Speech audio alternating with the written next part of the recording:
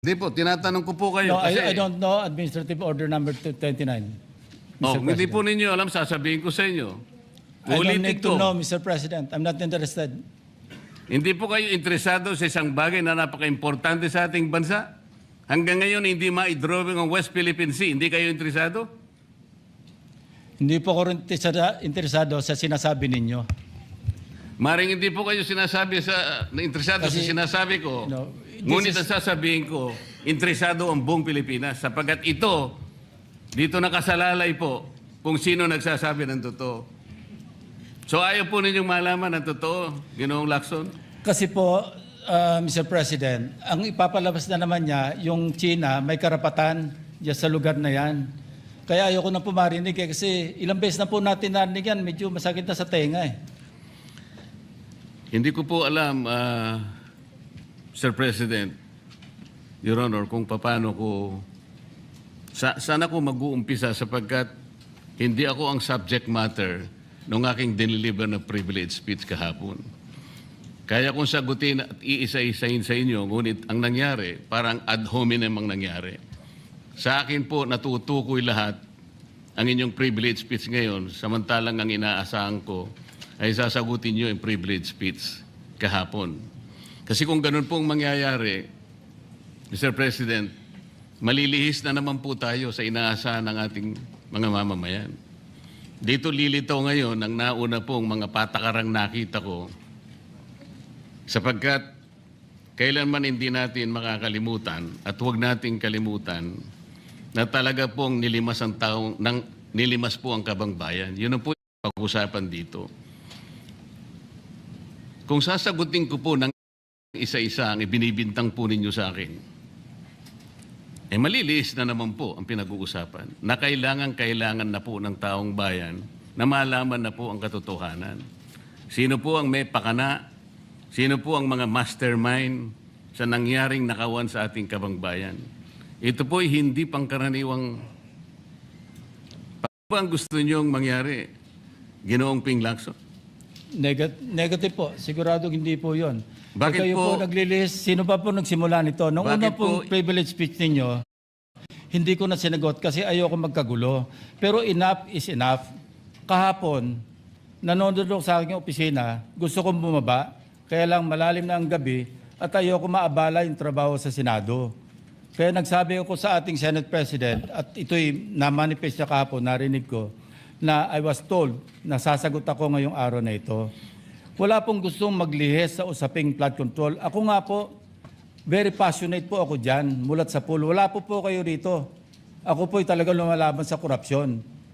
Pagdating sa national budget, pagdating sa lahat ng usapin, hindi nyo po matatawaran ang aking hangarin, maituwid ang lahat ng katiwalian dito sa ating bansa dahil hindi po tayo muusad.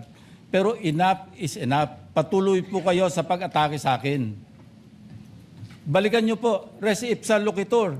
Andyan po lahat eh. Wala po ko inimbento. Salita nyo po lahat yan eh. Sabi nyo, iniinsulto ko kayo. Sagutin nyo po. Totoo po ba o hindi yung ating napanood sa mga video? Totoo po ba o hindi yung aking mga binanggit? Tapos na po kayo. Tapos na po. Kasi po ganito May I suggest that the two gentlemen address the chair instead of addressing each other. Sorry, Mr. President. Pagpaumanhin po ninyo, Ginoong Pangulo, ngunit nakakalimutan po ng ating Senator Ping Lacson na siya po ang nagumpisa sa ngayon lang. Ako raw po ay defensor ni Vizcaya. Palagi niyang ipinipilit yun. Hindi niya makalimutan ang sinabi ko na nung ako po ay nasa Blue Ribbon Committee, tungkulin ko po kasi na ipaglaban ang sino man, witness man siya, resource person, siya po ang kauna-unahan na nag-apply ng Witness Protection Program. Sa aking palagay po, nung panahon na yon, ay kakailanganin namin siya sapagkat mga pangalang malalaki ang dapat na makuha natin. Hindi naman siya, ang ibig ko sabihin, si Vizcaya po ang mismong nagbigay po ng kanyang kagustuhan. Nung una po, Mr. President, ayaw ko nga maniwala sa kanya. Kaya sinabi ko sa kanya, gumawa ka ng sulat, kahit sulat kamay, para sa ganun, walang masabi ang iba na parang ako pang nag-initiate sa'yo dahil hindi kita kakilala. Kailangan malaman muna natin kung ano ang laman ng iyong testimony. At kailangan ma-determine natin kung talagang meron kang may kukontribute na mga pangalan. Kasi importante na lumitaw ang mga pangalan ng mga taong talagang utak ng pagnanakaw na ito. Yun po ang pinag-umpisahan nun eh. Dahil mabigat ang kanyang gagawin, Mr. President, nakita ko sa kanyang kagustuhan na siya sumailalim sa Witness Protection Program. Kinilala ko naman yun, Mr. President. Malalagay nga sa alanganin ng buhay niya. Yun po naman ay nakalagay sa batas eh. Bakit ngayon akusahan ako na ako pa ang nagdidepensa sa kanya? Nandun naman po sa batas eh. Kaya nga po nang ipilit po ng ating DOJ Secretary na pinipilit niya magkaroon ng restitution, sinabi ko huwag mong gagawin yan. Wala naman sa batas yan eh. Ipipilit ninyo sa pamagitan ng memorandum ninyo na kahit wala sa batas para siya maging katanggap-tanggap na witness protection program witness, ay gagawin yung mag-restitute siya.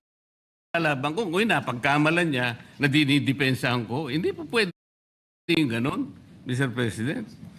So ngayon, hanggang ngayon, pati ba naman ng asawa ko na independent director, kakalantariin pa rito. Saan ba natin pag-uumpisa ng pag-uusap na ito? Pagkatapos, ipipilit na naman ninyo yung Kalayaan Island Group. Ano po ba patakaran dito, Mr. President? Ginoong Lacson? Kailangan bang privilege speech? Kayo po'y matagal na sa Senado. Alam ko po, kabisado nyo yung patakaran dito. Ang isang privilege speech na katutok lang sa isang subject matter. Pero kung gagawin po ninyong samot-samot ito, at pagkatapos ay mag-uumpisa kayo na parabang ang nilalaman ng privilege speech ninyo eh puro ad hominem. Wala po tayong matatapos dito. Ang hangarin po natin dito ay yung subject matter na pinipilit natin sapagkat ito po ang inihintay ng taong bayan. Kung sasagutin ko po ng isa-isa at ang iba po'y sinagot ko na, ay lalayo po tayo. Ang akin pong tinatanong sa aking privilege speech kahapon ay bakit parang hindi ninyo pinagbigyan ang ibang mga tao na napakarami nilang dapat sabihin para sa ganun malaman natin ang katotohanan. Kayo po ang nagsabi, Senator Lacson, Sir President, napupuntahan natin lahat ng lugar na kung saan ang ebidensya. Hindi po ba kayo po'y nagpahayag noon dito sa plenaryo, Mr. President, Senator Lacson, na sinabi nyo na ang presidente ay name drop ni Yusek Bersamin. Hindi ko man lang po nakita yung kanyang katauhan na ipinatawag nyo dito. Samantalang napakalaki ng dapat niyang ipaliwanag sapagkat kayo po ang nagsabi sa pamamagitan ng pagtitiwala ninyo sa ibinigay na testimony ni Yusek Bernardo na niname drop niya ang presidente. 100 billion pesos po pinag-uusapan dito na kung saan ang porsyentong tinanggap nila sang-ayon din sa inyong pagpapahayag ay 8 billion pesos. Nagtataka po kami, ang taong bayan, hindi nyo man lang pinatawag si Yusek Bersamin. Nagtataka din po ako. Alam po ninyo ito. Nakiusap, nagpresenta si ex-Governor Chavit Singson. At iminungkahi ko po sa inyo at ang sabi nyo, sige po, sa susunod na pagdinig natin, ay iimbitahan natin siya. Sapagkat marami raw siyang gustong ibahagi sa ating pagdinig tungkol sa mga project sa Ilocos. Ngunit hindi po nyo tinawag. Yun po yung pinagtataka. Ito po yung gusto ko sanang sagutin ninyo. Sa akin po, wala nang kwenta kahit na ako'y patutsadahan ninyo, na ganito ako, ganito kami, ganyan. Hindi na po mahalaga sa akin yun eh. Ang mahalaga po, Mr. President, ang taong bayan, katanungan nila kung magagawa pa natin na buklatin lahat ang dapat buklatin. kilalanin kung sino dapat kilalanin. Ang gusto ko pa po sana, Mr. President, sana sagutin po ninyo, Senator Lacson. May I respond, Mr. President? May I respond, Mr. President? Yes, please, go ahead. Mr. President, Your Honor, have you read the partial committee report? Ganito po ang nangyari, Mr. No, have you read President. the partial committee report? That is my question, Mr. President. Binasa ko po, ngunit hindi ko po magawan ng paraan kung paano ko po itatrato. Kasi kahit na po ganun ang nangyari, tiningnan ko po eh. Kaya lang, sabi ko sa mga staff ko, nung mag-meeting kami, bakit ka ako wala man lang pirma ito? Ito po'y taliwas po sa inyong ipinahayag kahapon. Sinabi nyo President, rito, If I may be natanggap allowed, ko. Mr. President. Patapusin niyo muna ako para may paliwanag ko kung bakit hindi man lang ako sumagot sa inyo dito sa ibinigay niyong material na ito. Kasi sinabi po ninyo, for one, I have it on record that his office already received a copy of the BRC Partial Committee Report as early as February 11, both hard and soft copies, but he has not signed it, even with I dissent remark. It follows that as chairman, I was first to sign before routing the same contrary to his claim that I did not. Kahapon lang po namin nakita ito, Mr. President. Pero hawak ko po dito yung ipinrint naming kopya na nakuha lang namin sa isang link sa PDF document. Kami lang po nagprint nun. Wala pong pirma. Mr. President, we assume that it came from the office of Senator Lacson or probably from the Blue Ribbon Committee. I would not assume otherwise. So sabi ko, kung walang pirma ito, wala man lang covering letter, ano bang gagawin namin dito? Gagawin ba nating banderitas ito? Ganun po ba yung pagbibigay ng isang importanteng dokumento? Kung inaakala po yung importante ito, bakit wala naman pong pirma man lang? Sa akin palagay, hindi po ganun ang pagtrato sa amin bilang miyembro ng Blue Ribbon Committee. Dapat man lang sana, kahit na initial nyo lang po at meron siguro kayong instruction doon, anong gagawin namin dito? Now, before Senator Lacson responds, will you answer the question? Did you read it or not? That was the question. Yes, Mr. President. You read it? Okay, Senator Lacson, go ahead. Yes, Mr. President. I mentioned it in my privilege speech. Binigyan po natin ng tikitikis ang kopya na may watermark ng kanilang opisina. Una, nagkaroon po tayo ng isang masamang experience na nag-leak yung nauna ng ni-route na committee report. So naisip namin, para matunto natin kung saan opisina manggagaling ang leak, bigyan natin ng tikitikis ang kopya. Hindi po talaga pipirmahan yun kasi advance copy po yun eh. Nasabihan po namin ang kanilang mga staff na kapag ready na sila na pumirma at nabasa nila, hudyatan nila kami, ipapadala namin yung physical or yung hard copy. Nandun po yung signature page, nakapirma po ako doon. Hindi ko po pwede ikalat yon nang wala akong pirma kasi ako yung chairman. Hindi niyo po narinig yung aking paliwanag sa aking privilege speech na talagang walang pirma yung aming ikinalat sa bawat miyembro. Dahil yon para lang mapabilis kasi 400 pages po. Alam ko magtatagal mabasa. So para simultaneously, isipin niyo po Mr. President, kung isang kopya lamang yon na aking igagala sa 17 o 20 miyembro ng Blue Ribbon Committee, isang taon po, baka hindi pa tapos mabasa. So gumawa kami ng nag-devise po kami ng isang pamamaraan para simultaneously, sabay-sabay nila mabasa with the advice to their staff na kapag nabasa na at ready ng pumirma, sabihan kami, dadali namin yung kopya na mayroong signature page at sa kanila pipirmahan. Katunayan kahapon po si Senator Bam Aquino. Binigyan namin sa kanya yung may signature page at pumirma siya. Hindi po matatapos kung yung 467 yata na pages, iisa-isahin namin iikot.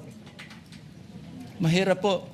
Gumawa na nga kami ng paraan para matakil na sa floor, ma-defend ko, at makapag forward tayo na tulad ng binanggit ko sa aking privilege speech, simula na tayo uli ng mga panibagong pagdinig. Ngayon, sinabi po ni Senator Marcoleta na bakit hindi inimbitahan si Undersecretary Bersamin.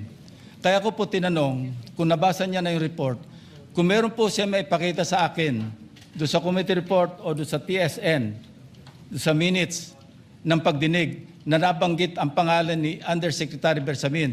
Bukas na bukas din po o bigyan natin 3-day notice rule. Tatawag po ako ng pagdinig, ipapatawag natin si Undersecretary Bersamin. Ang binabanggit niya po yung aking interpellation sa DBCC na kung saan si Undersecretary Bernardo gumawa ng personal na sulat kay Pangulong Bongbong Marcos. At sinasabi niya doon na ito yung mga personalidad na alam niya, na naalala niya na merong allocable at kung ano-ano pa. Wala po sa Blue Ribbon Committee minutes yun. Sa labas po yan sa plenaryo, sa DBCC, sa National Budget Deliberation. So kung may papakita po sa akin ng ating kasamahan, Senator Marcoleta, na merong isang mention sa affidavit o sa salaysay ni Undersecretary Bernardo na binanggit si Undersecretary Bersamin, di tumawag po tayo ng pagdinig at mag-motion siya na ipatawag kung sino man ang gusto niya ipatawag. Ngayon, si Governor Chavit Singson, wala naman pong paliwanag. Ano po yung itetestify? Konektado po ba sa issue at hand, which is the flood control projects? Kung konektado po, sana sumulat po siya sa chairman at sinabi niya, ito yung lalamanin ng itetestify o ito yung naka-attach yung draft affidavit ni Governor Chavit Singson. Sino naman ako para tumanggi na ipatawag kung sino man yung resource person? Nagpadala nga siya ng surprise witness, siya lang nakakaalam eh. Hindi ko po inawat eh. At Mr. President, sandali po, hindi pa ako tapos. At nung hinanap kong pilit, pinagtanong ko yung mga addresses, lahat ng mga kakilala ni Gutesa. At inalam po namin sa pamamagitan ng CCTV footage, baka naman merong sumalubong o merong kasama na pwede natin matunton kung nasan si Gutesa. Ganun po kasi ang aking pagnanais na talagang get to the bottom of this issue. Pero bigla po nawala eh. Ano po magagawa ko? Mr. President, wala nga pong nakasulat dun sa transcript tungkol nga po dun sa binanggit niya sa plenary na pangalang Adrian Bersamin. Paano nga pong mababanggit doon, Mr. President? Hindi nga niya pinatawag eh. Samantalang dapat niyang ipatawag, siya mismo ang nag-highlight. Isip-isipin po ninyo, nagawa po ni Senator Lacson na isama sa plenary debate budget. Ganun ka-importante ang bahagi na yon, Mr. President. Hindi ba dapat? Ipinahayag mo yun eh. Malaking bagay yun. Ibinulgar mo pa nga eh. There are 2 public officials I will reveal this morning. Ganun lang. Ba't hindi mo pinatawag? Kung pinatawag mo yun, malinaw na malinaw, nalagay sana sa transcript. Ganun lang naman ang ibig sabihin eh. Sa mga tweet, iniwasan po, Mr. President, para hindi malagay sa transcript. Pagkatapos ikakatwiran po ninyo, kung nasa transcript, di sana pinatawag ko. Baligtad po ang ginawa ninyo, Mr. President. Katulad din po sa 30 Nara Streets of South Forbes. Ilan po yung binanggit ng mga tao doon? Hindi ko po sinasabing totoo yun, pero for purposes of the inquiry and investigation, kung talagang ganun, kalawak ang inyong pananaw. Dahil pati nga po yung pagpunta ni Gutesa, pati CCTV po pinakita ninyo.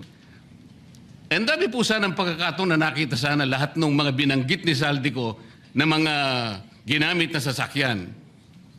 Makikita doon sa pagitan ng alas 9 hanggang alas 10 ng umaga. Tawagin natin yung kung sino man yung security agency doon. Pero hindi po ninyo ginawa eh. Pero sasabihin po natin, you wanted to emphasize one point. Kung nasaan ang ebidensya, ay talagang pupuntahan natin. Kayo po ang inconsistent eh. Pagkatapos ako ang sasabihin ninyong inconsistent. Ang dami po eh. Nakiusap ako na, sabi nga natin, ang dami pong tumuturo sa pangalan ni Martin Romualdez. Inimbita po ninyo, hindi dumating, nakiusap ako, naimbitahan uli, Ang sabi po ninyo sa magitan ng inyong interview, kung pupunta siya rito, welcome. Kung hindi siya pupunta, wala tayong magagawa because of inter-parliamentary courtesy. Mr. President, hindi po karaniwang pagnanakaw ang nangyari sa kasaysayan ng ating bansa. Hindi po ba ninyo naiisip, mismong kabang bayan ang tumagilid pagkatapos magtatago kayo sa prinsipyo o doktrina ng inter-parliamentary courtesy? Kung ako po ang chairman ng Blue Ribbon Committee, Mr. Chair, Mr. President, hindi ko po igagalang inter-parliamentary immunity sapagkat ang pinag-uusapan dito ay interes ng mamamayan. Huwag po tayong magtago kung saan-saan. Sinabi po ninyo, Mr. President, Senator Lacson, yung Apostille Convention. Hindi ba pinahayag po ninyo sa isang pag-i-interview ninyo na kung si saldi ko lamang ay makakuha ng isang subscribe statement, kahit sa Zoom lang, ipatatawag namin siya. Bakit hindi po ganun ang ginawa ninyo? Pwede naman siyang mag-Zoom pagkatapos na magkaroon ng apostilled sworn statement. Bakit hindi po ninyo ginawa? Meron naman pong Zoom eh. Natatakot yung tao. Nanganganib ang kanyang buhay. At palagay ko naman, nanganganib nga talaga. Iniintay pa po ninyo na humarap sa inyo? Pwede naman ang Zoom eh. Kung talagang gusto nyong tuntunin ang lahat ng mga ebidensya na dapat nating puntahan. Ito po yung pinupunto ng aking privilege speech kahapon eh. Hindi ko nga po alam na kapag ako po ang magdi-deliver ng privilege speech, Mr. President, palagi po kayong nawawala. Kasi nga, nasa bandang huli na po ako eh. Pero kung talagang gusto nyo lamang, alam nyo naman nasa agenda po natin kung sino po ang tatayo para mag-deliver ng privilege speech eh. Ayoko pong isipin na sinasadya ninyo. Ngunit narinig naman po ninyo eh. Mr. President, pagkatapos isasama yung Kalayaan Island Group, ano po ba talagang pinag-uusapan natin dito? Yung kapakanan ng bayan, pinipilit po nyong pinagtatanggol ko ang China. Sa March 12 po, Mr. President, Senator Lacson, sana po may panahon kayo sapagkat ipinatawag ko sa magitan ng isang resolution at ito po ay alam na ni Senator Erwin. Pinatawag ko po ang NAMRIA, pinatawag ko po ang Philippine Coast Guard, Philippine Navy, ang DFA, pinatawag ko rin po si Justice Carpio at saka yung professor sa UP. At kung sino man po ang interesado, pero once and for all, malaman po natin dito kung sino ang sinungaling, kung sino ang makatsina, kung sino ang naggagaling-galingan at nagpapanggap na expert in international law. Sana po, Senator Lacson, nandun po kayo. Mr. President, may we hear from the chairman of the Foreign Relations Committee because his name was mentioned. May I just confirm if indeed he will call for a hearing and invite those people mentioned, Mr. President? With due respect. Well, as requested, if you would like to respond, Senator Erwin Tulfo. Thank you, Mr. Chair. This morning, I have received a letter from the Department of Foreign Affairs citing that they cannot attend, including NAMRIA, Mr. Chair, and we have already written to the various chiefs of staff of the members of the Committee on Foreign Affairs. They cited, including NAMRIA, that they cannot attend because of the fact that it is a matter of national security, Mr. President. And I also have a copy that will be sent to your office, Mr. President. The reason given by NAMRIA, the Armed Forces of the Philippines, and the Department of Foreign Affairs, Mr. President. In other words, Mr. President, the gentleman from Pampanga and Tarlac is confirming something that is not confirmed. Mr. President, that is too much of a statement. Kausap ko pa lamang ang chairman at kaming dalawa po nagkakausap at niremind pa nga ako yung mga nakarang araw na, March 12, okay ka na. So, ang sabi ko sa kanya, ito po ang dapat nating maimbitahan. Bakit naman po nagkaroon ng issue sa national security ang pagdinig tungkol sa usapin sa West Philippine Sea? Mr. President? ito na naman po ba ay patakaran para ilihis na naman? Hindi po pag-uusapan dito kung ano-ano mang klaseng teritoryo ang pag-uusapan dito. Ang pag-uusapan lang natin ay yung masigalot na pinalalaki nila at hindi nila maintindihan na walang kamatayang West Philippine Sea. Nakalagay po kasi sa Administrative Order number 29, dated 2012, Mr. President. 14 na taon nang nakararaan, minanduhan mismo ang NAMRIA at ang DFA na mag-submit ng mapa at mga charts sa opisina ng United Nations General as UN Secretary General at inotify ang lahat ng international organizations katulad ng IHO. Ano po bang ibig sabihin nun, Mr. President? Alam po ba ito ni Senator Lacson, yung Administrative Order number 29?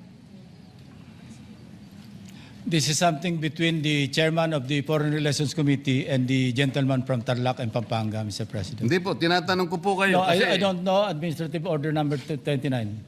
Oh, Mr. hindi President. po ninyo alam, sasabihin ko sa inyo. I don't Ulitin need to ko. know, Mr. President. I'm not interested. Hindi po kayo interesado sa isang bagay na napaka-importante sa ating bansa? Hanggang ngayon, hindi ma-drawing ang West Philippine Sea. Hindi kayo interesado? Hindi po ako rin interesado sa sinasabi ninyo. Maring hindi po kayo sinasabi interesado sa Kasi, sinasabi ko. no, Ngunit this ang sasabihin ko, interesado ang buong Pilipinas. Sapagkat ito, dito nakasalalay po kung sino nagsasabi ng totoo. So ayaw po ninyong malaman ang totoo, Ginoong Lacson? Kasi po, Mr. President, ang ipapalabas na naman niya, yung China may karapatan dyan sa lugar na yan. Kaya ayoko na po marinig kasi ilang beses na po natin narinig yan, medyo masakit na sa tenga eh. Alam po Kaya ninyo, sinasabi ko po, ayoko alam na po ninyo, marinig Mr. kung nanggagaling President, sa kanya, Mr. President. si Senator Lacson po ay, ang pagkakaalam ko, isang, ngayon po pala yung manghuhula na. Paano po niya nahulaan? Ang sasabihin ko ay, The debate is going into motives and all of that. So, motu proprio, the presiding officer declares a